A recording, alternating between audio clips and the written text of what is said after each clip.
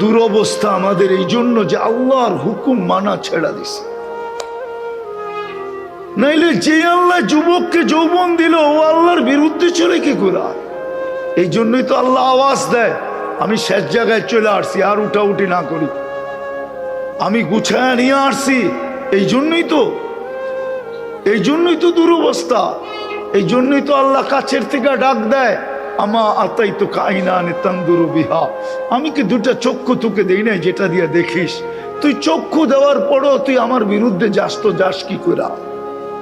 আমা আতাই তো কালিসানান তান্তে কবি, বাকশক্তি কি আমি দেই নাই যেটা দিয়ে তুই বলিস? এরকম বাকশক্তি দিলাম, তারপরও তুই আমার থেকে বিমুখ হস্ত হস কি কইরা? আমা আতাই তো কাউদুনা নে তাসমাউ বিহা, আমি কি দুটা কান দেই নাই যেটা দিয়ে তুই শুনিস?